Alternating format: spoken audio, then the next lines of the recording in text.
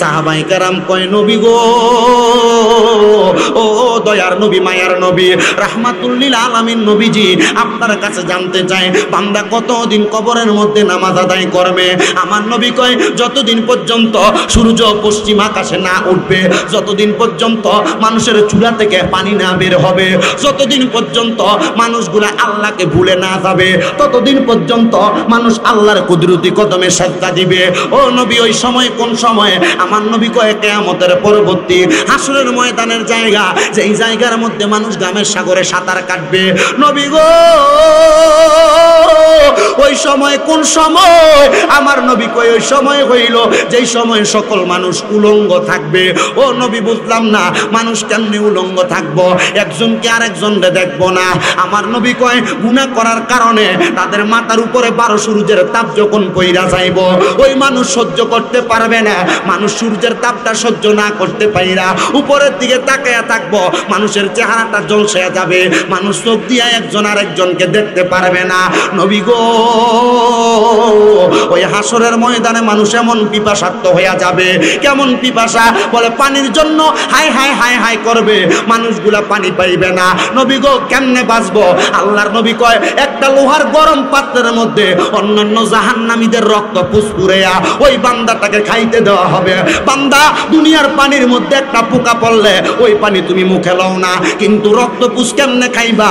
হাসরের ময়দানে কেমনে কষ্ট সহ্য করবা? আল্লাহর নবী কয় ও জগতের মানুষের দলেরা, তোমরা যদি ওই হাসরের ময়দানের কঠিন আযাব থেকে বাঁচতে চাও, তাইলে তোমরা দুনিয়াতে আল্লাহ নবীর পথ মতে চলতে থাকো। নবী গো, নবী গো, নবী গো, নবী গো, নবী গো, আপনি নবী বলেন না কোন পথে চললে আপনি খুশি, আল্লাহ খুশি?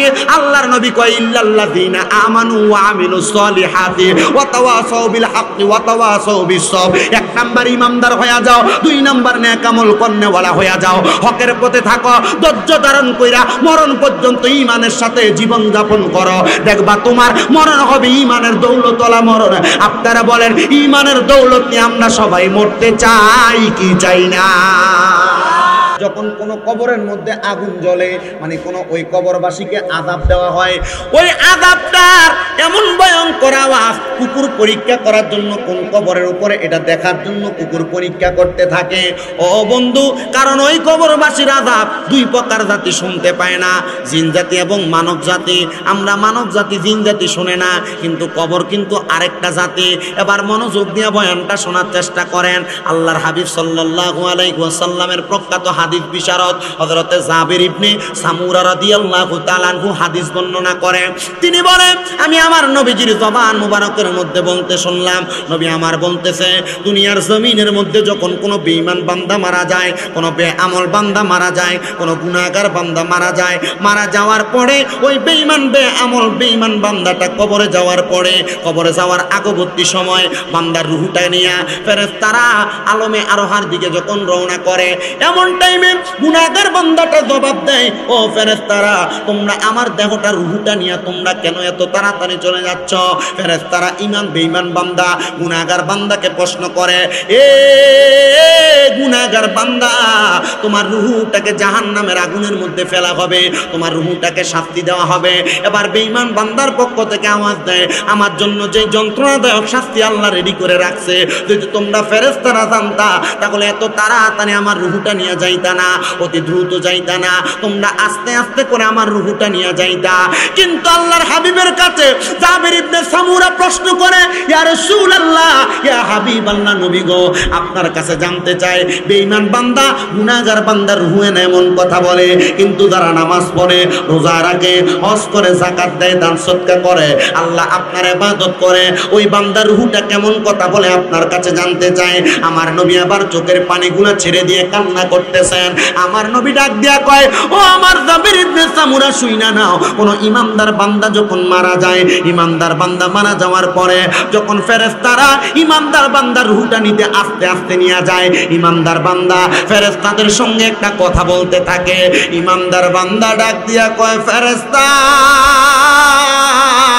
ও ফেরেশতার দলেরা, তোমরা যদি জানতা আমি ইমানদারের জন্য আল্লাহ তাআলা কবরের মধ্যে কি নিয়ামত রেডি করে রাখছে, তাহলে তোমরা এত আস্তে আস্তে আমারে কবরে নিতা না, আলমে আরোহার মধ্যে নিতা না, আমারে তোমরা দ্রুত আলমে আরোহার দিকে নিয়ে যাইতা। এবার চিন্তা করেন, বেঈমান বলবে তাড়াতাড়ি নিও না, ইমানদার বলবে তাড়াতাড়ি নাও। কারণ বেঈমান জানে কবরের মধ্যে বড় খারাপ অবস্থা, বেঈমান জানে হাসরের মধ্যে বড় খারাপ অবস্থা। এই জন্য বেঈমান শাস্তি থেকে বাঁচার জন্য আস্তে আস্তে যাইতে বলে। আর ইমানদার জানে কবরের মধ্যে কত মজা, ইমানদার জানে জান্নাতের মধ্যে কত মজা, ইমানদার জানে হাসরের ময়দানে কত আরামে থাকবে। এই জন্য ইমানদার বলে আলমে আরো হয় আমার রুহুটারে তোমরা তাড়াতাড়ি নিয়ে যাও। এবার বলেন আমরা সবাই আমাদের কলবটা রুহুটা ইমানদারি রুহু বানানোর দরকার আছে না নাই? আমার আল্লাহ তাআলা কোরআনুল কারীমের মধ্যে ওয়াজ করতেছেন, সবাই আমার সাথে পড়েন আউযু বিল্লাহি মিনাশ শাইতানির রাজিম বিসমিল্লাহির রাহমানির রাহিম লা يستوي أصحاب النار وأصحاب الجنة أصحاب الجنة هم الفائزون।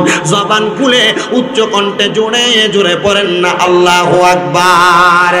আমার আল্লাহ পাক রব্বুল আলামিন কোরআনুল কারীমের মধ্যে ঘোষণা করতেছে, বান্দারা জান্নাত এবং দুজক, জান্নাত এবং দুজক, জান্নাত এবং দুজক দুইটা এক জিনিস নয়। ওগো আল্লাহ, জান্নাত এবং দুজক দুইটা এক জিনিস নয়, জান্নাত এবং আগুন দুইটা এক জিনিস নয়। আপনি কেন তারা বান্দাকে বোঝানোর চেষ্টা করলেন? আমার আল্লাহ তাআলার এই আয়াতে কারিমার তাফসীর করতেছেন আল্লামা জালালউদ্দিন মুহল্লী রহমাতুল্লাহ আলাইহি তাফসীরে জালালাইন শরীফের মধ্যে পর্যন্ত, এবং আল্লামা হযরতে ইমামে আহমদ রেজা খান ফাজিল বেরলভী ওনার তাফসীরে কানজুল ঈমান নুরুল ইরফানের মধ্যে বলতেছে, দুনিয়ার মধ্যে মানুষ হচ্ছে দুই রকমের, এক রকম মানুষ হইল দোজখী, আর এক রকম মানুষ হইল বেহেশতি। ওগো আল্লাহ, দোজখী কারা আর বেহেশতি কারা আপনার কাছে জানতে চাই। এবার এই আয়াতে কারিমার উপরে ব্যাখ্যা করে আল্লামা আব্দুল্লাহ ইবনে হযরত আব্দুল্লাহ ইবনে আব্বাস রাদিয়াল্লাহু তাআলা আনহু, যিনার একটা উপাধি হইল রঈসুল মুফাসসিরিন, যিনার মাজারটা এখনো পর্যন্ত তায়েফের ময়দানে অবস্থিত। আমি যখন মক্কা থেকে তায়েফ নগরীতে গেলাম, যাওয়ার পরে দেখলাম আব্দুল্লাহ ইবনে আব্বাসের নামে সুন্দর একটা গেট দেওয়া, ওনার পাশে ওই জায়গায় ওনার মাকবারা, পাশে একটা সুন্দর মাদ্রাসা, আবার বড় একটা মসজিদ রাখা। ওই জায়গায় দেখলাম বড় বড় কিতাবগুলা সাজানো। আমি তাকে দেখলাম উলামায়ে কেরাম ওই মসজিদের মধ্যে ইলমে দ্বীন অর্জন করতেছে। এবার আমি চিন্তা করলাম উনি কেমন মুহাক্কিক ছিলেন, যিনাকে রঈসুল মুফাসসিরিন বলা হয়। দুনিয়ার শুরুর লগ্ন থেকে, মানে আব্দুল্লাহ ইবনে আব্বাস রাদিয়াল্লাহু তাআলা আনহু যখন থেকে তাফসীর করা শুরু করেছেন এবং কিয়ামতের আগ পর্যন্ত যত মুফাসসির হবে, যত তাফসীরুল কোরআন মাহফিল হবে, যত মুফাসসির দুনিয়াতে তৈরি হবে, আব্দুল্লাহ ইবনে আব্বাসকে না মানলে তারা মুমিন হবে না, তাদের তাফসীর গ্রহণ করা জায়েজ হবে না। এবার আসেন বাবারা, ওই আব্দুল্লাহ ইবনে আব্বাস রাদিয়াল্লাহু তাআলা আনহু বলেন, আমি আমার নবীজির দরবারে উপস্থিত ছিলাম। আমি তায়েফ নগরী থেকে যখন আমি বীরে জুবায়দা মানে আরাফার ময়দানে জাবালে রহমতের নিচে অবস্থান করতেছি, এমন টাইমে আমি দেখলাম আল্লাহর হাবিব মুহাম্মদুর রাসূলুল্লাহ সাল্লাল্লাহু আলাইহি ওয়াসাল্লাম নবীজি জাবালে রহমতের দরজাটার সামনে, মানে জাবালে রহমতে ওঠার সিঁড়ির লগ্নে আমার দয়াল নবীজি ওই জায়গায় দাঁড়ায়া দাঁড়ায়া বয়ান করতেছে। আমার নবীজি নবীর উম্মতদেরকে উদ্দেশ্য করে বললেন, হে আমার উম্মতের দলেরা, আমি নবীজি তোমাদেরকে দুইটা সুসংবাদ প্রদান করব। একটা সুসংবাদের মাধ্যমে তোমরা দুনিয়া পাইবা, আর একটা সুসংবাদের মাধ্যমে তোমরা আখিরাত পাইবা। আব্দুল্লাহ ইবনে আব্বাস বলে, আমি আল্লাহর হাবিব মুহাম্মদুর রাসূলুল্লাহ সাল্লাল্লাহু আলাইহি ওয়াসাল্লাম নবীকে জিজ্ঞাসা করলাম, ইয়া রাসূলুল্লাহ, ইয়া হাবিবাল্লাহ নবীজি, দুনিয়ার মানুষ তো দুনিয়ার পাগল, কিন্তু তারা জানে না আর দুনিয়া ও মাযরাতুল আখিরা, দুনিয়া হইল আখিরাতের শস্য ক্ষেত্র। মানুষ যেমন ভাবে ক্ষেতের মধ্যে কোনো বৃক্ষ রোপণ করলে কয়েক মাস পরে ওই বৃক্ষ থেকে তারা ফসল ফলাদি শস্য নিয়ে যায়। দুনিয়ার মানুষ জানে না দুনিয়াতে যদি তারা নামাজ পড়ে, রোজা রাখে, হজ করে, যাকাত দেয়, দান সদকা করে, ইবাদত করে, তারা কবরে যাওয়ার পর আখিরাতের মধ্যে এটার একটা শান্তি ভোগ করবে। ওগো নবীজি, আপনি বলেন না দুনিয়ার সুসংবাদটার মাধ্যমে দুনিয়ার মানুষ কেমনে শান্তি পাইব? আমার নবী বলতেছে দুনিয়ার জমিনের মধ্যে কোনো মানুষ যদি সম্পদ অর্জন করতে যাইয়া আমার আল্লাহ তাআলার ইবাদতে বিঘ্নতা ঘটায়, সম্পদ অর্জন করতে যাইয়া আমার আল্লাহ তাআলাকে ভুলে বসে থাকে, আমার আল্লাহ তাআলা ওই ব্যক্তিকে সম্পদের মাধ্যমে দুনিয়ার শান্তি লাভ করাইব, কিন্তু আখিরাতের শান্তি লাভ করাইবে না। ইয়া রাসূলুল্লাহ, ইয়া হাবিবাল্লাহ, নবী গো আপনার কাছে জানতে চাই তাহলে আখিরাতের শান্তি পাইব কারা? আমার নবী কয় আখিরাতের শান্তি পাইব দুই প্রকার ব্যক্তি। এক প্রকার ব্যক্তি হইল কদ আফলাহাল মুমিনুনা আল্লাযীনা হুম ফি সালাতিহিম খাশিউন, এরা হইল ওই ব্যক্তি তারা দুনিয়াতে সুসংবাদ পাইল, মানে আল্লাহর ইবাদত করলো, তারা সফল হয়ে গেল। আর ওই প্রকার ব্যক্তি তারা ফায়সা কাজ, খারাপ কথা বলা জবান থেকে বন্ধ করলো। ওগো নবীজি, আপনি নবী বলেন না কোন মানুষটা সবচাইতে বেশি উত্তম? আমার নবী বলে তারা দুনিয়াতে তাইকা আখিরাতটাকে সুন্দর করতে পারছে। এবার আমার নবীজির কাছে আব্দুল্লাহ ইবনে আব্বাস বলে ইয়া রাসূলুল্লাহ, তাহলে আল্লাহ যে কোরআনের আয়াত নাযিল করলো লা ইস্তাওয়ি আসহাবুন নারি ওয়া আসহাবুল জান্নাহ, জান্নাতি এবং জাহান্নামী একরকম নয়। নবী গো, যারা একরকম নয় এর মধ্যে সফল কাম কারা? আল্লাহর নবী কয় আসহাবুল জান্নাতি হুমুল ফাইজুন, যারা জান্নাতি তারা হইল সফল কাম। ওগো নবীজি, জান্নাতি এবং জাহান্নামী দুই প্রকার ব্যক্তি পাইলাম, তাহলে দুই প্রকার ব্যক্তিদের কবরের অবস্থাটা কেমন হবে? যেহেতু আমার আলোচনা কবর এবং হাসর, আমি কবর থেকে আলোচনাটা আপনাদের কাছে শুরু করে আল্লাহর নবী রাহমাতুল লিল আলামিন নবী বলে উম্মত আমার, জাহান্নামী ব্যক্তির কবরের খবর তোমরা আগে শুনে নাও। দুনিয়ার জমিন থেকে অন্ধকার কবরে যখন কোনো জাহান্নামী ব্যক্তিকে রাখা হবে, দুইজন ফেরেশতা তার কবরের মধ্যে আগমন করবে। যেই দুইজন ফেরেশতার চোখগুলো হবে নীল রঙের, ওই দুইজন ফেরেশতা জাহান্নামী ফেরেশতা জাহান্নামী মানুষটারে এমন ভাবে আতঙ্কিত করবে, এমন ভাবে ভয় দেখাইবে। অন্ধকার কবরে যাওয়ার পর মুনকার নাকির কবরে আসার আগে ওই বান্দাটা আল্লাহর কাছে সারেন্ডার করবে, কিন্তু ওই দুইজন ফেরেশতা ওই জাহান্নামী বান্দার রূহগুলাকে ধরবে, রূহগুলাকে ধইরা নাকের মধ্যে একটা কাপড় লাগাইয়া উপরের দিকে রওনা করবে। আমার আল্লাহর অন্য ফেরেশতারা জিজ্ঞাসা করবে, ফেরেশতারা কেন জাহান্নামী বান্দাটার রূহটাকে তোমরা নাকের মধ্যে কাপড় লাগিয়ে উপরে নিয়ে যাও? এবার ফেরেশতারা জবাব দিবে, এই বান্দা জাহান্নামী, এই বান্দা দুদুকি, এই বান্দার ইবাদতের মধ্যে কোনো মনোযোগ ছিল না, এই বান্দা দুনিয়ার জমিনে নেক আমল করে নাই, এই বান্দাটাকে এই জন্য উপরের দিকে নিয়ে যাওয়া হয়, বান্দার রূহটাকে আলমে আরোহার মধ্যে রাখা হবে। কিন্তু দুইজন ফেরেশতা ওনারা বলবে আলমে আরোহার দরজার সামনে যে দেখবো আলমে আরোহার দরজাটা বন্ধ করা। এবার আমি আলমে আরোহা থেকে নিচের দিকে আসবো, আল্লাহর প্রথম আসমান, দ্বিতীয় আসমান, তৃতীয় আসমান, চতুর্থ, পঞ্চম, ষষ্ঠ, সপ্তম আসমান, আমি আইসা দেখবো আসমানের সর্বশেষ দরজা বন্ধ। আল্লাহ তাআলার কাছে জিজ্ঞাসা করবো, রব্বে কারীম আল্লাহ, আপনার আসমানের দরজা বন্ধ, আসমানের সামনে যাওয়া যায় না, ডাইনি যাওয়া যায় না, বামে যাওয়া যায় না। এবার দুইজন ফেরেশতা বলবে তাকে দেখবো পেছনের দিকে মাত্র একটা দরজা খোলা। আল্লাহ বলবে ফাদা খালান্নার, এবার জাহান্নামী বান্দাটাকে জাহান্নামের মধ্যে প্রবেশ করাও। কিন্তু জাহান্নামের মধ্যে প্রবেশ করানোর আগে একটা জাহান্নামী বান্দারে কবরের মধ্যে এমন ভাবে হেমার দ্বারা আঘাত করা হয়। আল্লাহ পাক রব্বুল আলামিনের পেয়ারা হাবিব মুহাম্মদুর রাসূলুল্লাহ সাল্লাল্লাহু আলাইহি ওয়াসাল্লাম নবী আমার বলতেছে, যখন ওই হেমারের আঘাত দেওয়া হয়, দুনিয়ার মানুষ যদি ওই হেমারের আঘাতের চিৎকার যদি শুনতে পাইতো জাহান্নামের, তাহলে মানুষ ঘরবাড়িগুলা ছাইরা দিয়া পাগল পারা হইয়া কবরের জন্য প্রস্তুতি গ্রহণ করত, দুনিয়াতে নেক আমল করত। ওগো নবী, এই আওয়াজ কারা শুনে? আল্লাহর নবী কয় একমাত্র জিন জাতি এবং মানব জাতি ছাড়া যত জাতি আছে এই আওয়াজটা শুনতে পায়। নবীজি এই আওয়াজ যদি শুনতে পায় তারা কি করে? বলে তারা কান্না করতে থাকে। এর মধ্যে এক প্রকার হইল কুকুর। আপনাদের এলাকায় আযান দিলে দেখবেন কুকুর বাউ হয়ে ডাক মারেনি, দেখে না? তুমি একা করলে যাচ্ছে ওরা নাফা 14টা খাইলো কাম। কুকুর কেন ডাকে শুনেন? যখন মসজিদের মধ্যে আল্লাহু আকবারের আযানের ধ্বনি দেওয়া হয়, ও আমার বন্ধুরা, আযানের ধ্বনি দিলে শয়তান দুর্বৃত্ত হয়, শয়তান পালায়া যায়। আর কুকুর ভয়ে ওই শয়তানকে দেইখা দেইখা কুকুর আওয়াজ করে ডাকতে থাকে। দেখবেন মাঝে মাঝে অনেক কবরের উপরে যে কুকুর বৈশা থাকে, থাকে না? হায়াতুল হাইওয়ান নামক একটা কিতাব আছে, হায়াতুল হাইওয়ান। যখন কোনো কবরের মধ্যে আগুন জ্বলে, মানে কোনো ওই কবরবাসীকে আযাব দেওয়া হয়, ওই আযাবটার এমন ভয়ঙ্কর আওয়াজ, কুকুর পরীক্ষা করার জন্য কোন কবরের উপরে এটা দেখার জন্য কুকুর পরীক্ষা করতে থাকে। ও বন্ধু, কারণ ওই কবরবাসীর আযাব দুই প্রকার জাতি শুনতে পায় না, জিন জাতি এবং মানব জাতি। আমরা মানব জাতি, জিন জাতি শুনে না, কিন্তু কবর কিন্তু আরেকটা জাতি। এবার মনোযোগ দিয়ে বয়ানটা শোনার চেষ্টা করেন। আল্লাহর হাবিব সাল্লাল্লাহু আলাইহি ওয়াসাল্লামের প্রখ্যাত হাদিস বিশারদ হযরতে জাবির ইবনে সামুরা রাদিয়াল্লাহু তাআলা আনহু হাদিস বর্ণনা করেন। তিনি বলেন, আমি আমার নবীজির জবান মুবারকের মধ্যে বলতে শুনলাম, নবী আমার বলতেছে, দুনিয়ার জমিনের মধ্যে যখন কোনো বেঈমান বান্দা মারা যায়, কোনো বেআমল বান্দা মারা যায়, কোনো গুনাহগার বান্দা মারা যায়, মারা যাওয়ার পরে ওই বেঈমান বেআমল বেঈমান বান্দাটা কবরে যাওয়ার পরে, কবরে যাওয়ার আগবর্তী সময় বান্দার রূহটা নিয়ে ফেরেশতারা আলমে আরোহার দিকে যখন রওনা করে, এমন টাইমে গুনাহগার বান্দাটা জবাব দেয়, ও ফেরেশতারা, তোমরা আমার দেহটা রূহটা নিয়ে তোমরা কেন এত তাড়াতাড়ি চলে যাচ্ছ? ফেরেশতারা ঈমান বেঈমান বান্দা গুনাহগার বান্দাকে প্রশ্ন করে, এ গুনাহগার বান্দা, তোমার রূহটাকে জাহান্নামের আগুনের মধ্যে ফেলা হবে, তোমার রূহটাকে শাস্তি দেওয়া হবে। এবার বেঈমান বান্দার পক্ষ থেকে আওয়াজ দেয়, আমার জন্য যে যন্ত্রণাদায়ক শাস্তি আল্লাহ রেডি করে রাখছে, যদি তোমরা ফেরেশতারা জানতা তাহলে এত তাড়াতাড়ি আমার রূহটা নিয়ে যাইতা না, অতি দ্রুত যাইতা না, তোমরা আস্তে আস্তে করে আমার রূহটা নিয়ে যাইতা।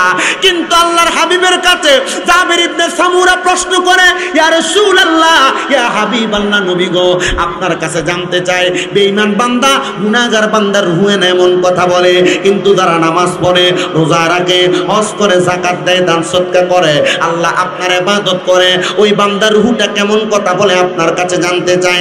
আমার নবী আবার চোখের পানিগুলো ছেড়ে দিয়ে কান্না করতেছেন। আমার নবী ডাক দিয়া কয়, ও আমার জাবির ইবনে সামুরা, শুইনা নাও, কোন ইমানদার বান্দা যখন মারা যায়, ইমানদার বান্দা মারা যাওয়ার পরে যখন ফেরেশতারা ইমানদার বান্দার রূহটা নিতে আস্তে আস্তে নিয়ে যায়, ইমানদার বান্দা ফেরেশতাদের সঙ্গে একটা কথা বলতে থাকে। ইমানদার বান্দা ডাক দিয়া কয়, ফেরেশতা, ও ফেরেশতার দলেরা, তোমরা যদি জানতা আমি ইমানদারের জন্য আল্লাহ তাআলা কবরের মধ্যে কি নিয়ামত রেডি করে রাখছে, তাহলে তোমরা এত আস্তে আস্তে আমারে কবরে নিতা না, আলমে আরোহার মধ্যে নিতা না, আমারে তোমরা দ্রুত আলমে আরোহার দিকে নিয়ে যাইতা। এবার চিন্তা করেন, বেঈমান বলবে তাড়াতাড়ি নিও না, ইমানদার বলবে তাড়াতাড়ি নাও, কারণ বেঈমান জানে কবরের মধ্যে বড় খারাপ অবস্থা, বেঈমান জানে হাসরের মধ্যে বড় খারাপ অবস্থা, এই জন্য বেঈমান শাস্তি থেকে বাঁচার জন্য আস্তে আস্তে যাইতে বলে। আর ইমানদার জানে কবরের মধ্যে কত মজা, ইমানদার জানে জান্নাতের মধ্যে কত মজা, ইমানদার জানে হাসরের ময়দানে কত আরামে থাকবে, এই জন্য ইমানদার বলে, আলমে আরোহায় আমার রূহটারে তোমরা তাড়াতাড়ি নিয়ে যাও। এবার বলেন, আমরা সবাই আমাদের কলবটা রূহটা ইমানদারি রূহ বানানোর দরকার আছে না নাই? যারা হারাম খায়, যারা সুদ খায়, যারা ঘুষ খায়, যারা পরে নাই, আপনার এলাকার সুদ খায় না নাইও, যারা হারাম খায়, যারা সুদ খায়, যারা পরের হক মেরা মেরা খায়, মিথ্যা কথা আসেনি, মৃত্যু গীবত কইরা কইরা খায়, হিংসা কইরা কইরা খায়, আল্লাহর কসম এদের রূহটা কিন্তু তখন দেরি করার কথা বলবে। ও বন্ধুরে, এই জন্য সবাই সাবধান হয়ে যান, সুদ খাওয়ার আগে সাবধান। কোন সন্তানের সুদের টাকা দিয়া মানুষ করবা, ওই ফুতে তো তুমি বাপরে পরিচয় দিত না, কিন্তু এই বেড়া ফুতেরে সালাইবার লাগা লাখ লাখ টাকা সুদে লাগাইয়া রাখছে। আল্লাহর দোহাই, কেউ যদি এই সুদের টাকা খাইয়া থাকেন অথবা সুদের টাকা নিয়ে থাকেন, কেউ যদি সাক্ষী হইয়া থাকেন, কেউ যদি সুদের টাকার স্টেম লেখা থাকেন, আল্লাহর কসম লাগে, আল্লাহর দোহাই লাগে, সাবধানতা অবলম্বন করেন, সাবধানতা অবলম্বন করেন। খাওয়াইন না খাইয়া লাভবান হইব, কিন্তু আপনি কবরে গেলে লেখার কারণে গুনাহগার, আপনি কবরে গেলে সাক্ষী থাকার কারণে গুনাহগার। আল্লাহ তাআলা এমন কাজ থেকে আমরা হেফাজত করেন, ধরে কোন আমি। কিন্তু আমরা সমাজে এই সুদকুটির এত দাম দেয়, এই ঘুষকুটির এত দাম দেয়, আমরা সমাজের মধ্যে এই হারাম কুটির এত দাম দেয়, সমাজের ভিতরে সত্তারি করবার লাগে লেগে সুদ কুট্টারে নিয়ে বসায়, সমাজের মানুষের দায়িত্ব পালন করবার লেগে হারাম কুট্টারে নিয়ে বসায়। মসজিদ কমিটির সভাপতি সেক্রেটারির কাতারে বর্তমানে সুদকুর ঘুষখোরের অভাব নাই, আছে জানি। কেডা খা? হুজুরও সুদ খা? কি তো আসলে এটা হুজুর নি, ও পাঞ্জাবি গায়ে দেয়। কি তোর এই মামা কেমনে আবার সুদ খেলে? সাবধান,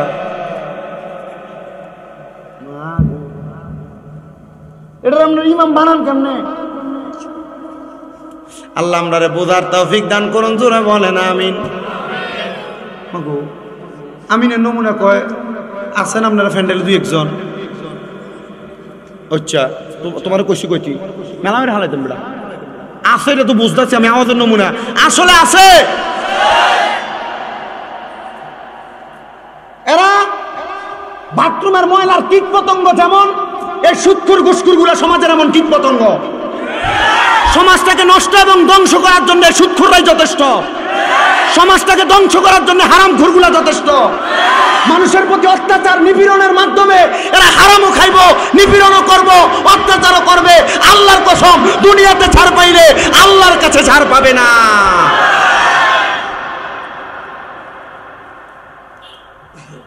বাবা তুমি বইও, আল্লাহর দোহাই লাগে, যদি কবরের কঠিন আযাব থেকে বাঁচতে চান এমন হারাম খাওয়া ছাড়েন। এখন বেড়া মানুষ সুদ খায় না, চাচা 1 লাখ টাকা দেন না, সান না হয়নি।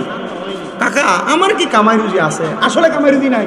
এবারে দেখবেন রিস্কো ছাড়া না, অটো ছাড়া না, কোনো কাম কাজও করে না, সাধন লম্বা লম্বা কথা কয়। আমি চলেন কেমনি? ও নাই তো কিছু, কেমনে চলছে? কাকা 50 টাকা কি ব্যবস্থা করা যেত? আরে আমার কাছে তো নাই, তোর শাশুর কাছে কইয়াছা, তার বই না তার কাছে কটা টিয়া দিছে সাইলা দৌড়ের লেগে। ওই লাল দাড়িওয়ালা এবার চিন্তা করে কথা তো সঠিক কয়ে এলেছে। আসেনি এলাকার, আসেনি।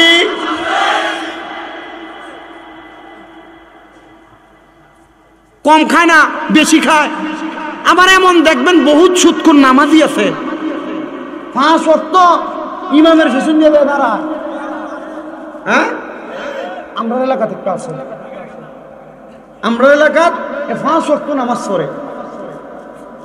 তো আমারই পরিচিত, মনে করেন দুঃসম্পর্কের চাচা আর কি। এবার তো কাকা বহুত কষ্টে তার আসল টিয়াটা জোগাড় করছে। কি টিয়া? আমি তার কইলাম তুই 1 লাখ লইয়া যা, আমি সেটা পারতাম না। ও না এটা তো হইতো না, তুমি আমার থেকে 1 লাখ টিয়া নিয়ে খাড়াইছ, 30,000 টিয়া সুদ বছরে দিয়ালাম। আচ্ছা ঠিক আছে একটু কমাইয়া দেই, তোমার 20,000 টিয়া দিই, তুমি একটু না কম হইতো না। কি লেগে রে কম হইতো না? কি লেগে? তোমার তো কোনো পুঁজি নাই, 1 লাখ দিছ আর কি। ও কবরে গেলে আল্লাহ কি আমার মাইকটা কমে মারবো? উমা এ সুদও বইও, এ সুদও খায়, হারামও খায়, নামাজও পড়ে, আবার আল্লাহ কবরে ফিরাইব এটাও বুঝে। তাহলে এটা খায় কি লাগা? তার মানে বোঝা গেছে এ জানে আল্লাহ যে বলছে খতামাল্লাহু আলা কুলুবিহিম, অন্তরে মোহর মেরে দিছে, এটির অন্তরে মারছে। তাহলে হারামখোর যারা, পরের হক মেরে খায় যারা, অত্যাচার নিপীড়ন করে যারা, তাদের অবস্থা কবরে বালা না খারাপ? জি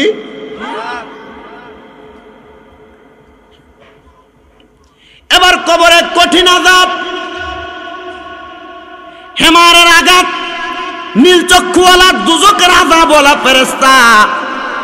কিন্তু এই কবরের আযাবের ব্যাপারে আল্লাহর নবীর স্ত্রী কলিজার টুকরা মা আয়েশা সিদ্দিকা রাদিয়াল্লাহু তাআলা আনহা, মুসান্নাফ ইবনে আবি শায়বা হাদিসটা নিজে বর্ণনা করতেছেন।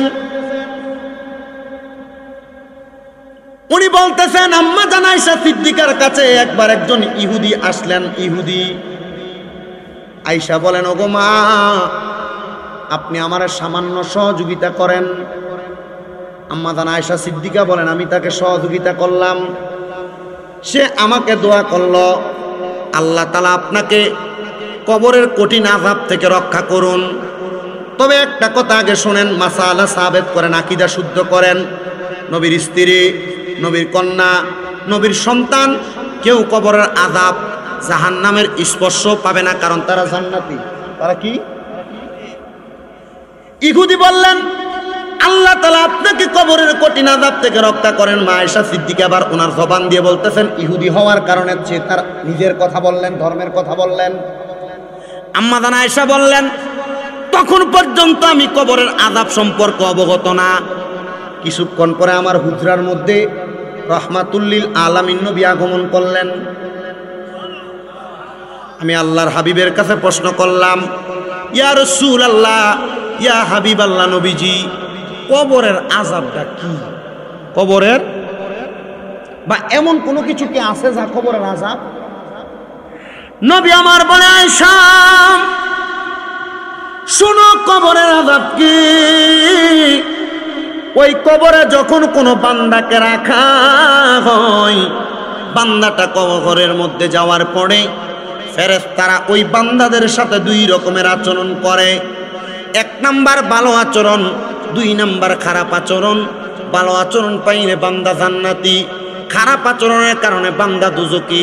কিন্তু বান্দা যখন খারাপ আচরণ শুরু হয়ে যায়, ওই বান্দা এমন শাস্তি পায়, বান্দা হাউমাউ হাউমাউ করে কান্না করে। বান্দার সন্তান সন্ততি মা বাবা তার কান্নার আওয়াজ শোনে না, যদিও তারা তার কবরের কাছে সর্বনিম্ন 4 দিন পর্যন্ত আগমন করে। ওই যে কবরের কাছে সকালবেলা পানিটা দিয়ে ডালে, এটা কিন্তু সুন্নত না, এটা কোনো আমল না। কিন্তু এটা করার কারণ হইল ওই যে 7 দিন পর্যন্ত নবী বলছে বান্দার আমল, বান্দার আত্মীয় স্বজনরা আসবে। এই জন্য এটা একটা সিস্টেম ওলামায়ে কেরাম চালু করাইয়া দিছে, এটার মাধ্যমে কম বেশ কবরের কাছে আইব। এমন অনেক দেখছি আম্মা আব্বার জানাজা দেওয়ার লাগে বিদেশ থেকে আসে, জানাজা দিয়ে আবার পরের দিন চলে যায়। আরে 2-3 বছর 4 বছর পরে আইসা মা বাবার কবর কোনটা দেখলেও চিনে না। আছে না? ভাগ্যের নির্মম পরিহাস। আম্মা জান আয়েশা সিদ্দিকাকে আমার নবী জানাইয়া দেয়, শুনো শুনো রে জগৎবাসী, শুনো, আমি আয়েশা সিদ্দিকা নবীজির জবান মুবারকের মধ্যে বলতে শুনলাম। নবী আমার যখন কবরের কঠিন আযাবের কথা বলতেছে, আমার নবীজি নবীর চোখ মুবারকের পানিগুলা ছেড়ে দিয়েছে। আমি বললাম, ইয়া রাসূলুল্লাহ, ইয়া হাবিবাল্লাহ, নবী গো, নবী বুঝতে পারছি কবরের আযাবটা ভালো জিনিস না, কবর ভালো জায়গা না, কবর ভালো জায়গা না। আমার নবী আবার একটা মুস্কি হাসি দিছে, কিন্তু আমার নবীদের চোখ মুবারক বায়া বায়া পানি পড়ে। আম্মা জান আয়েশা কয়, নবী গো, মুস্কি মুস্কি হাসেন, আবার আপনার চোখ মুবারকে পানি দেখা যায়। আমার নবী কয়, আয়েশা রে, ওই কবরের মধ্যে যেই নীল চোখওয়ালা ফেরেশতারা আইব, ওই ফেরেশতারা তো বেঈমান গুনাহগারের শাস্তি দিব। কিন্তু ওই ফেরেশতারা কবরের মধ্যে যাওয়ার পরে কোন মুমিন যখন কবরে হাজির থাকবে, ওই মুমিন বান্দার বুকের মধ্যে হাত দিব, মুমিন বান্দার বুক থেকে আওয়াজ আসবে, এই ফেরেশতারা আমার বুকের মধ্যে ধরবা না, কারণ আমি বান্দা, এই বান্দার বুক দ্বারা আল্লাহ তাআলার মুহাব্বতটা বেশি ছিল, আমার বুকে আঘাত করবা না না না। আমি নামাজ ওই বান্দার জন্য ডাল হইয়া দাঁড়াইয়া গেলাম। এবার ওই বান্দাটার মুখের মধ্যে আঘাত করতে যাবে, বান্দার জবান থেকে এবার একটা বাধা সৃষ্টি হবে, ফেরেশতা মুখে হাত দিস না রে, আমি হইলাম এই বান্দার সেজদা, এই বান্দার সেজদা, এই বান্দার সেজদা। আমি ফেরেশতারা তোমাদেরকে বাধা প্রদান করি, বান্দারে মুখের মধ্যে আঘাত করবা না। এবার ফেরেশতারা বান্দার বাম দিক দিয়া যাবে, বান্দার বাম দিকে যখন আঘাত করতে যাবে, বান্দারে এবার একটা ডাল হয়ে ফেরেশতার সামনে দাঁড়ায়া যাবে। ওই ডালটা ডাক দিয়া বলবে, ফেরেশতারে, ও হাদিস শরীফ বলতেছি, মুসান্নাফ ইবনে আবি শায়বা হাদিস নিতে বলতেছেন, শুনেন রে জগতের বন্ধুরা, আল্লাহর নবীজি রহমাতুল্লিল আলামিন নবী বর্ণনা করতেছে, ওই ফেরেশতাদেরকে জবাব দেওয়া হবে, জবাব দেওয়া হবে, আমি হইলাম বান্দাটার সদকা, আমি হইলাম বান্দাটার সদকা, আমারে তুমি আঘাত করতে পারবা না। এবার ফেরেশতারা ঘুইরা ডান দিক দিয়া যাবে, ডান দিকে যখন ফেরেশতারা ধরার চেষ্টা করবে, ডান দিক দিয়া ওইটা ডাক দিয়া দিয়ে বলবে, আমি হইলাম ওই বান্দার আম্মা আব্বার পক্ষ থেকে দুইজন ফেরেশতা, আমরা বান্দার জন্য ডাল হইয়া গেলাম, বান্দাকে আঘাত করতে পারবা না। কেন গো, কেন আঘাত করতে পারবো না? আঘাত না করতে পারার কারণ হইল বান্দা দুনিয়াতে নামাজও আদায় করেছে, সিজদার মধ্যে অবনত ছিল, নামাজের মধ্যে মনোযোগী ছিল। বান্দা দুনিয়ার মধ্যে দান সদকা করে কবরে আসছে, আম্মা আব্বারে খুশি রেখা কবরে আসছে, এই জন্য বান্দারে কবরের মধ্যে শাস্তি দিতে পারবা না। এমন ভাবে বান্দা কবরের মধ্যে কেমনে থাকবে? আল্লাহর নবী ডাক দিয়া কইও সল্লুন, কবরের মধ্যে বান্দা নামাজ পড়বে। বলে কেমনে গো, কেমনে কেমনে?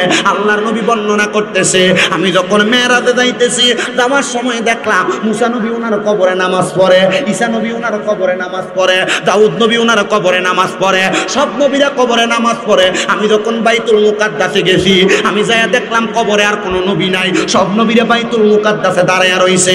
আমি নবী বুঝতে পারলাম এই নবীরা সৎ কাজ করেছে, আমার উম্মত যদি সৎ কাজ করে কবরে যায়, আমার উম্মত তো কবরের মধ্যে নামাজি হইব, কবরের মধ্যে নামাজ পড়বে, আল্লাহর কুদরতি কদমের মধ্যে সেজদা দিবে। সাহাবায়ে কেরাম কয়, নবী গো, ও দয়ার নবী, মায়ার নবী, রাহমাতুল লিল আলামিন নবীজি, আপনার কাছে জানতে চাই বান্দা কতদিন কবরের মধ্যে নামাজ আদায় করবে? আমার নবী কয়, যতদিন পর্যন্ত সূর্য পশ্চিম আকাশে না উঠবে, যতদিন পর্যন্ত মানুষের চূড়া থেকে পানি না বের হবে, যতদিন পর্যন্ত মানুষগুলা আল্লাহকে ভুলে না যাবে, ততদিন পর্যন্ত মানুষ আল্লাহর কুদরতি কদমে সেজদা দিবে। ও নবী, ওই সময় কোন সময়? আমার নবী কয়, কিয়ামতের পরবর্তী হাসরের ময়দানের জায়গা, যেই জায়গার মধ্যে মানুষ গামের সাগরে সাঁতার কাটবে। নবী গো, ওই সময় কোন সময়? আমার নবী কয়, ওই সময় হইল যেই সময় সকল মানুষ উলঙ্গ থাকবে। ও নবী, বুঝলাম না মানুষ কেমনে উলঙ্গ থাকবো? একজনকে আরেকজনকে দেখবো না। আমার নবী কয়, গুনাহ করার কারণে তাদের মাথার উপরে 12 সূর্যের তাপ যখন পইরা যাইব, ওই মানুষ সহ্য করতে পারবে না। মানুষ সূর্যের তাপটা সহ্য না করতে পাইরা উপরের দিকে তাকায়া থাকবো, মানুষের চেহারাটা ঝলসে যাবে, মানুষ চোখ দিয়া একজন আরেকজনকে দেখতে পারবে না। নবী গো, ওই হাসরের ময়দানে মানুষ এমন পিপাসার্ত হইয়া যাবে। কেমন পিপাসা? বলে পানির জন্য হাই হাই হাই হাই করবে, মানুষগুলা পানি পাইবে না। নবী গো, কেমনে বাঁচবো? আল্লাহর নবী কয়, একটা লোহার গরম পাত্রের মধ্যে অন্যান্য জাহান্নামীদের রক্ত পুষ্পুরেয়া ওই বান্দাটাকে খাইতে দেওয়া হবে। বান্দা, দুনিয়ার পানির মধ্যে একটা পোকা পড়লে ওই পানি তুমি মুখে লও না, কিন্তু রক্ত পুষ কেমনে খাইবা? হাসরের ময়দানে কেমনে কষ্ট সহ্য করবা? আল্লাহর নবী কয়, ও জগতের মানুষের দলেরা, তোমরা যদি ওই হাসরের ময়দানের কঠিন আযাব থেকে বাঁচতে চাও, তাইলে তোমরা দুনিয়াতে আল্লাহ নবীর পথ মতে চলতে থাকো। নবী গো, নবী গো, নবী গো, নবী গো, নবী গো, আপনি নবী বলেন না কোন পথে চললে আপনি খুশি, আল্লাহ খুশি? আল্লাহর নবী কয়, ইল্লাল্লাযীনা আমানু ওয়া আমিলুস সলিহাতি ওয়া তাওয়াসাউ বিল হাক্কি ওয়া তাওয়াসাউ বিস সবর। এক নাম্বার ইমানদার হয়ে যাও, দুই নাম্বার নেক আমল করনেওয়ালা হয়ে যাও, হকের পথে থাকো, ধৈর্য ধারণ কইরা মরণ পর্যন্ত ঈমানের সাথে জীবন যাপন করো, দেখবা তোমার মরণ হবে ঈমানের দৌলতওয়ালা মরণ। আপনারা বলেন, ঈমানের দৌলত নিয়ে আমরা সবাই মরতে চাই কি চাই না? কি নিয়ামত! নবী আমার ডাক দিয়ে বলে, জগৎবাসী শুনো রে,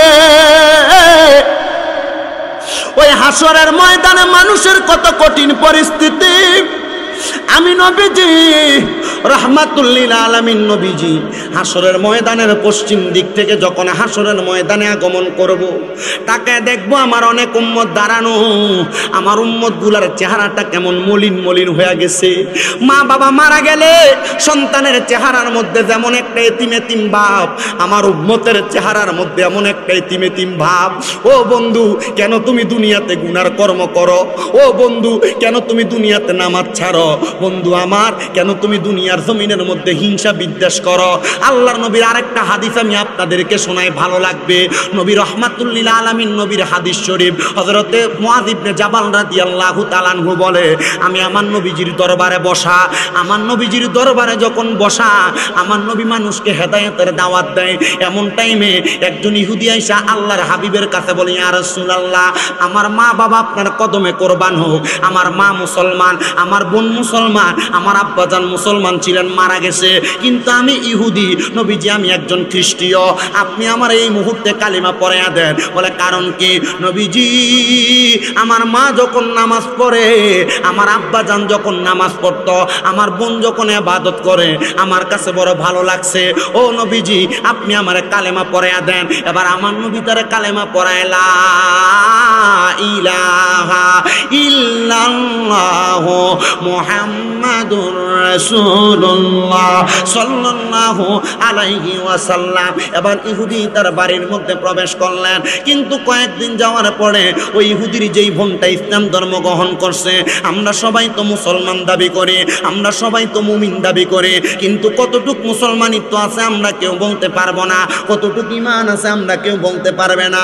আল্লাহর হাবিব মুহাম্মাদুর রাসূলুল্লাহর কাছে ইসলাম ধর্ম গ্রহণ করনেওয়ালা ওই বান্দাটা, উনি বলেন আমার বোনটা ইন্তেকাল করলো, আমি আমার বোনকে কাফন পরাইলাম, জানাজা পরাইলাম, আমার বোনকে দাফন করলাম। দাফন করে বাড়িতে আসার পরে একদিন চলে যায়, রাত্রবেলা যখন ঘুমাইলাম, আমি ঘুমের ঘরে স্বপ্ন দেখলাম, আমার হঠাৎ করে আমার কি যেন একটা আমি আমার বোনের কবরে রাইখে আসছি, অন্য কোনো কিছু না, আমার টাকা আর একটা পতলি ছিল পাত্র, ওই পাত্রটা আমি আমার বোনকে কবরে রাখার সময় ওইখানে রাইখে আসছিলাম। কি ছিল? টাকার একটা ভাণ্ড পুটলি ছিল, দেড়হাম, আমি এটাকে আমার বোনের কবরে রাইখে আসছি।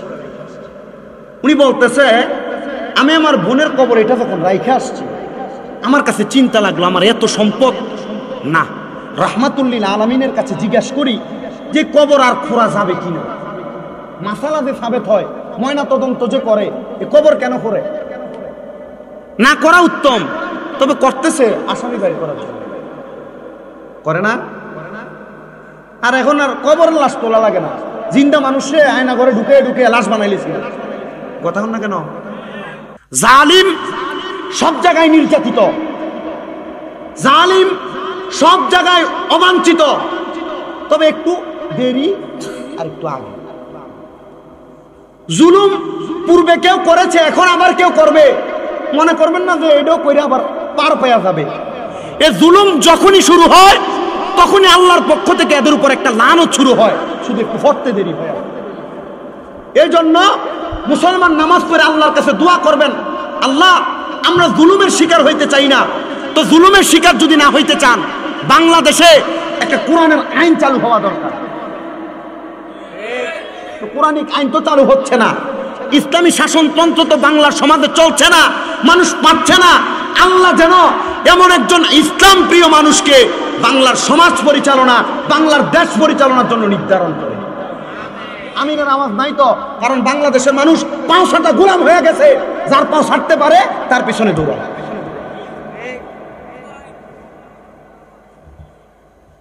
এটা আল্লাহ ভালো জানে। আল্লাহর কাছে দোয়া করতে আমরা কোনো অসুবিধা আছে? কথা যে আমরা কন্যা দোয়া করতে অসুবিধা আছে? দোয়া করবেন ঠিক করে আল্লাহর কাছে।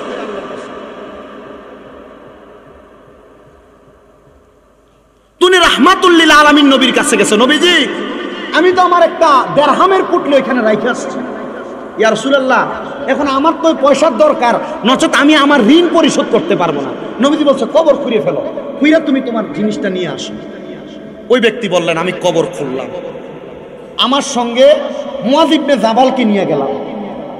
মুয়াজ ইবনে জাবাল রাদিয়াল্লাহু তাআলা আনহু নরমাল কোনো সাহাবী না, প্রখ্যাত সাহাবী এবং প্রখ্যাত হাদিস বিশারদ। উনি বলেন আমি কবর খুইলা আমি পাইলাম কবর খোঁড়ার প্রথম জায়গায় আমার যেই দেড়হামের পুটলি, আমি এটা হাতে নিলাম। দেড়হামের পুটলি হাতে নিয়া আমার একটু চিন্তা হইল, একদিন হয়েছে আমার বোনটারে কবর দিছি, যদি এখন আরেকবার আমার বোনটাকে দেখি কিছু হবে না, একটু দেখি। উনি কাপড়ের কাপড়টা যেভাবে দেওয়া, মুড়ি কি দেওয়া থাকে না বাঁধ খোলা থাকে, মাটি দেওয়ার পরে কি করেন? উনি বলে আমি কাফনের কাপড়টা সরাইলাম, সরাই আমি আল্লাহু আকবার বলে চিৎকার দিয়ে আমি আবার ছেড়ে দিছি। উনি বলছে আমি আবার কাফনের কাপড় আলগে দিলাম, উঠে আমি আবার আল্লাহু আকবার বলে ছেড়ে দিলাম। আমি আবার কাফনের কাপড়টাকে তোলা দিলাম, আমি আবার আল্লাহু আকবার বলে কাফনের কাপড়টা ছেড়ে দিলাম। আমি আবার কাফনের কাপড়টা বন্ধ করে আমি কবরের মধ্যে মাটিগুলা দিতে লাগলাম। দিয়া আমি আমার বাড়ির মধ্যে যাইয়া আমার মা জননীর কাছে প্রশ্ন করলাম, মা ও আম্মা জান, আপনি বলেন আপনি বলেন আপনি বলেন আমার বোন দুনিয়াতে এমন কোন কাজ করেছে যেই কাজের কারণে আমার বোনটা কবরের মধ্যে ভয়ঙ্কর রূপ ধারণ করবে? মা বলে, তোমার বোন যেই সময় ইন্তেকাল করেছে তখনই তো জাহান্নামের বাসিন্দা হয়ে গেছে। এ মা, আপনি তো অন্তরের খবর জানেন না, অন্তরের খবর জানে একজন, তিনি কে? আল্লাহ। ওগো মা, আপনি কেমনে বললেন জাহান্নামের বাসিন্দা? ওই মা বলেন, বাবা শুনো, তোমার বোনের তিনটা খাসিলত ছিল, তিনটা খাসলত ছিল, যে খাসলতের কারণে আমি মা বুঝতে পারলাম তোমার বোনটা জান্নাতে যাবে না। তোমার বোন ইন্তেকাল করার পর থেকে আল্লাহর আযাব সহ্য করা লাগবে। মা, আমার বোনের তিনটা কি খাসলত শিক্ষা নেন। এক নাম্বার, তোমার বোনের খাসলত হলো, তোমার বোন ছিল একজন ছগলখোর। ছগলখোর কাহাকে বলা হয়? যেই ব্যক্তি একজনের কথা অন্যজনকে লাগায়, একজনের কথা অন্যজনকে বইলা ঝগড়া বিবাদ তৈরি করে। আল্লাহর নবী কয় তারা হলো ছগলখোর।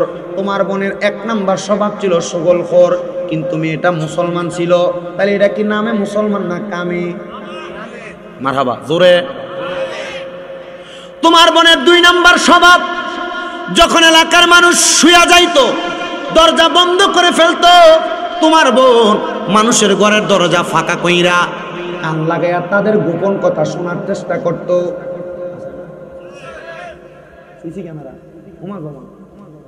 সমাজে যদি কোনো গ্রামে একটা থাকে, পুরা সমাজে নাজেহাল করে ছাইরা দেয়। তিন নাম্বার, তোমার বোনের মাঝে হিংসা ছিল, বিদ্বেষ ছিল। এলাকার মধ্যে হঠাৎ কেউ লাখ টাকার মালিক হয়ে গেছে, কি করবো তুই করছে, মানুষের বাড়ি মুনি দিছে, এখন তুই টাকা পয়সার মালিক হয়ে গেছে, এই স্বভাব ছিল। আছে না মনে হিংস?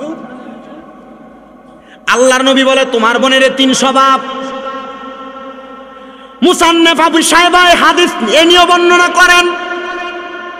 ওই জায়গার মধ্যে বর্ণনা করে বলেন, এই মহিলার আরো দুইটা স্বভাবের কথা বলা হয়। মহিলা ইসলাম কবুল করেছে কথা সত্য, কিন্তু মহিলা কোনোদিন কবরের কথা স্মরণ করে কান্না করে নাই। আমার মনে হয় না এই মাহফিলে যত মানুষ আছেন আপনারা, এখানে 50% মানুষ না, মাত্র 10% মানুষ পাওয়া যাবে না যে কোনোদিন কবরের কথা মনে কইরা কইরা কানছেন, কবরের আযাবের কথা মনে কইরা কইরা কানছেন। কাঁদবেন কখন? আপনি তো আপনার পরিবারকে সময় দিয়ে শেষ করতে পারেন না, ব্যবসা বাণিজ্য কইরা আপনি শেষ করতে পারেন না, আপনি আপনার দুনিয়ার বন্ধু বান্ধবকে সময় দিয়ে শেষ করতে পারেন না। ও মুসলমান, আপনার কদমে আমি হাতটা দিয়া বলি, যদি আপনি ওই কবরের কঠিন আযাব থেকে বাঁচতে চান, নবী আমার শিখিয়ে দেয়, কোনো মানুষ যদি দৈনিক 20 বার মরণের কথা স্মরণ করে, কবরের কথা স্মরণ করে, আর ওই দিন যদি ওই মানুষটা মারা যায়, তাহলে ওই ব্যক্তির মরণটা শহীদের মরণ হয়ে যায়। আল্লাহর নবী বলেন, ওই শহীদের মরণটা পাওয়ার কারণে ব্যক্তি জান্নাতি হয়ে যায়। ওগো নবীজি, হাসরের ময়দানের কঠিন অবস্থা থেকে জান্নাত যাওয়া তো বড় কষ্টকর। হযরতে জাকারিয়া পয়গম্বর ওনার সন্তানকে বলেন, না রে বাবা না, হাসরের ময়দান থেকে জান্নাত পর্যন্ত যাওয়ার জন্য টাকা লাগে না, দিরহাম লাগে না, পয়সা লাগে না, অন্য কোনো কিছু লাগে না। হাসরের ময়দান থেকে জান্নাত পর্যন্ত যাওয়ার জন্য পুঁজি হইল একটা। ওগো আব্বা জান, আপনি বলেন পুঁজি কোনটা? বলে পুঁজি হইল বান্দার চোখের পানি। হে আব্বা, মেনে নিলাম। হযরতে জাকারিয়া পয়গম্বরের সন্তান যখন মানলেন, জাকারিয়া পয়গম্বর বলে, তখন আমার সন্তানের বয়স 6 বছর। 8 বছরের মাথায় আমি আমার সন্তানকে একটানা 7 দিন খুঁজা পাইতেছি না। আমি তালাশ করলাম জঙ্গলে, তালাশ করলাম নদীর পারে, তালাশ করলাম পাহাড়ের গুহার মধ্যে, কোথাও আমার সন্তান নাই। এবার আমি জাকারিয়া পয়গম্বর একটু ক্লান্ত হইয়া যখন একটা খেজুর গাছের সাথে হেলান দিলাম, আল্লাহ তাআলার কুদরতি খাজিনা থেকে আমি জাকারিয়া পয়গম্বরের কাছে আওয়াজ আসে, হে জাকারিয়া, পাহাড়ের গুহার মধ্যে খুঁজলা, তুমি নদীর পারে খুঁজলা, গাছের আড়ালে খুঁজলা, বাগানে খুঁজলা, তোমার সন্তানকে পাও নাই। তুমি তো একবার আমি আল্লাহর কাছে খুঁজলা না, আল্লাহর কাছে তালাশ করলা না। জাকারিয়া পয়গম্বর বলে, আমি ইবাদত করার জন্য আল্লাহর কাছে চাওয়া যাওয়ার জন্য একটা ঘর আছে, যেটারে আমরা খানকা বলি, ইবাদত খানার একটা গৃহ আছে। ওই জায়গার মধ্যে আমি প্রবেশ করলাম, তাই দেখে আমার সন্তান ওই জায়গার মধ্যে সেজদা দেওয়া। আমি আমার সন্তানের মাথায় হাত বুলাইলাম, হে আমার পুত্র, একটানা 7 দিন পর্যন্ত তোমার কোনো খোঁজ খবর নাই। সন্তান বলে, আব্বাজান আপনি কি আমাকে তালাশ করেছেন? বলে, হ্যাঁ। কোথায় তালাশ করেছেন? বলে, জঙ্গলে, পাহাড়ের গুহায়, মদিনালার পাশে।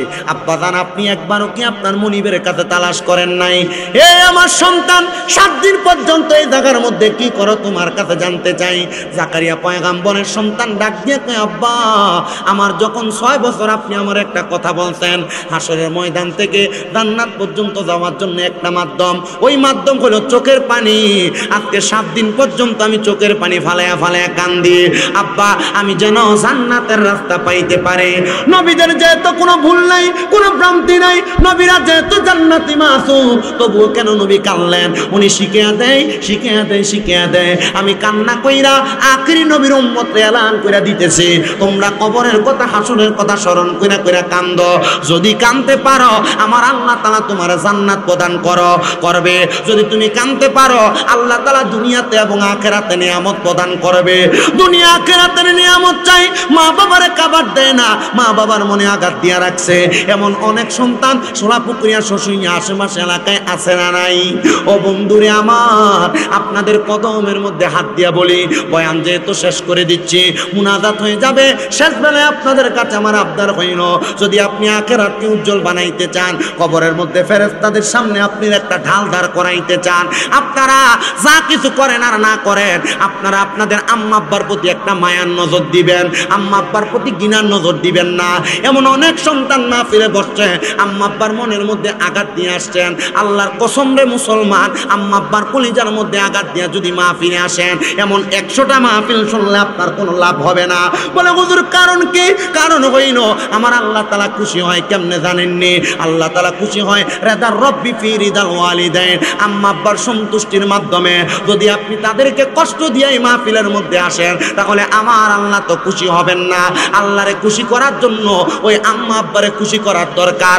যদি কেউ এমন কষ্ট দিয়া থাকেন, বাদ না কামায় থাকেন, আম্মা আব্বারে জুদা কইরা থাকেন, এখান থেকে বাড়িতে যাইবেন, আর যাইয়া মা বাবার কদম গুলার মধ্যে ধরবেন, তোরা বলবেন, মা ও আব্বা জান, আল্লাহর মধ্যে আপনার কদমের মধ্যে হাত দিলাম, আপনি আমারে ক্ষমা করে দেন। যতক্ষণ পর্যন্ত আপনার মা আপনার বাবা মুখ দিয়া বলছে আপনারে মাফ করে দিছি, ততক্ষণ পর্যন্ত আপনারা আপনাদের মা বাবার কদম ছাড়বেন না। বলে, হুজুর কেন কেন কেন? কারণ আপনার মা বাবা মাফ না করলে আমার আল্লাহ আপনারে মাফ করবে না। আজকের মাহফিল কবুল হবে কি হবে না এটার গ্যারান্টি কেউ দিতে পারবে না। তবে আমি একটা গ্যারান্টি দেই, আগামীকালকে যদি দেখেন সোলাপুকুরিয়ার কোনো দোকানের মধ্যে বৈশা কোনো দাড়ি পাকা বুড়ো বাবা বলতেছে, হ্যাঁ শামীম রেজা ওয়াজ করে দিয়া যাওয়ার কারণে আমার সন্তান রাত্রবেলা আমি আব্বার পায়ের মধ্যে ধরে মাপ চাইছে, কোনো মা আরেকজনকে যদি বলে, হ্যাঁ শামীম রেজা বয়ান করে দিয়া যাওয়ার কারণে আমার সন্তান আমার কদমে ধরে মাপ চাইছে, ও সন্তান কোনোদিন অন্যায় করো নাই, আম্মা আব্বার পায়ে ধরলে গুনাহ হবে না, আম্মা আব্বার কদমের মধ্যে ধরবা না, শুধু পারলে মাঝে মাঝে আম্মা আব্বার কদমের মধ্যে চুমা দিবা। আম্মা আব্বার কদমে চুমা দিলে আল্লাহর জান্নাতের চৌকাটে চুমা দেওয়া সওয়াব পাওয়া যায়। এই জন্য সবার কাছে করো জোরে আবদার করি, কেউ যদি ওই আম্মা আব্বার মনে আঘাত দিয়া থাকো, দেওরে যুবক তোমার পাওটা আমার সামনে দাও, মুরব্বী বাবারা সামনে দাও, আমি আমার জিহ্বা দিয়া তোমার পাও পরিষ্কার করে দিব। কারণ তুমি যদি তোমার আম্মা আব্বার মনে কষ্ট দিয়ে আমার ওয়াজ শুনতে আসো, লাভ হবে না। এই জন্য সবাই বাড়ির মধ্যে যাইয়া আম্মা আব্বার কদমটার মধ্যে ধরে ধরে মাপ চাইবেন। অনেকে চিন্তা করে, হুজুর যাদের বাড়ির মধ্যে মা আছে তারা বাড়িতে যে মার পায়ের মধ্যে ধরে মাপ চাইবো। হুজুর গো, আমার তো মা নাই, আমি কার পায়ের মধ্যে ধরে মাপ চাইবো? অনেকে বলতে পারে, হুজুর যাদের বাড়িতে বাবা আছে তারা বাড়ির মধ্যে যে বাবার পায়ের মধ্যে চুমা খাইব, পায়ের মধ্যে ধরে সালাম করব। হুজুর আমার আব্বা নাই, আমি কার কদমের মধ্যে ধরে মাপ চাইব? এ সন্তান আম্মা আব্বা যদি কবরের মধ্যে থাকে, একটু পরে আখিরি মুনাজাত হবে, আল্লাহর কাছে দোয়া করবা, রব্বির হামহুমা কামা রব্বায়ানি সগীরা ওয়া কুর রব্বির হামহুমা কামা রব্বায়ানি সগীরা। আল্লাহর নবী শিখিয়ে দেয় কোনো সন্তানের মা মারা যাওয়ার পরে, বাবা মারা যাওয়ার পরে ওই সন্তান যদি রব্বির হামহুমা কামা রব্বায়ানি সগীরা বইলা চোখের মণিকোটার মধ্যে একটা মাছির মাথা পরিমাণ পানি চাইনা দিয়া কান্না করে, ওই পানি মাটিতে পড়ার আগে আমার আল্লাহ তার মা বাবার জীবনের গুনাহ মাফ করে দেয়। সন্তান রে, একটা বার কি তোমার আব্বা জানের কষ্টের কথা তোমার মনে হয় না? তোমার আব্বা জান মাথার গাম পায়ে ফেলাইয়া রোদের মধ্যে পুইরা মেঘের মধ্যে বিদা তুমি সন্তানরে মানুষের মতো মানুষ বানাইছে। আব্বা জান দুনিয়াতে এত কষ্ট করছে, আব্বা জান দামি কোনো জামা কাপড় পরে নাই, পুরান জামা কাপড় পইরা আব্বা জান সময় কাটাইছে। তোমার আব্বা জানের জুতার তলা ক্ষয় হয়ে যাইতো, মুরালি দিয়া পাও রাস্তার সঙ্গে লাগতো, কিন্তু তুমি সন্তানরে দামি জুতা কিনা দিত, দামি জামা কাপড় কিনা দিত। সন্তান তোমার কাছে লাখ লাখ টাকা, কিন্তু তুমি তোমার আব্বা জানরে একটা জামা কাপড় কিনা পরাইতে পারো না, এক জোড়া জুতা কিনা পরাইতে পারো না। এই সম্পদ দিয়া কি করবারে সন্তান? সন্তান তোমার আম্মা জান তোমারে বড় কষ্ট করে মানুষের মতো মানুষ বানাইছে। সকালবেলা পান্তা ভাত গুলা মা না খেয়ে তুমি সন্তানের জন্য রাইখা দিছে। মা চিন্তা করতো আমার সন্তান রৌদ্র দিয়ে আসবে, পানি ভাত গুলা খাইলে আমি মার কলিজা ঠান্ডা হবে। আজকে কারদানি এমন মা দুঃখিনী অন্ধকার কবরে, সন্তান বাড়িতে যা সবার মুখ দেখবা কিন্তু মার মুখ দেখবা না। আল্লাহর দোহাই লাগে ও সন্তানের দলেরা, এমন মা যদি কবরে থাকে, এমন আব্বা যদি কবরে থাকে, আল্লাহর কাছে দোয়া করবে, আল্লাহ ফরিয়াদ জানে আপনার দরবারে, আমার মা কবরে, আমার আব্বা জান কবরে, তোমার দোয়ার কারণে আমার আল্লাহ তোমার মা বাবার জীবনের গুনাহ মাফ করে দিবে।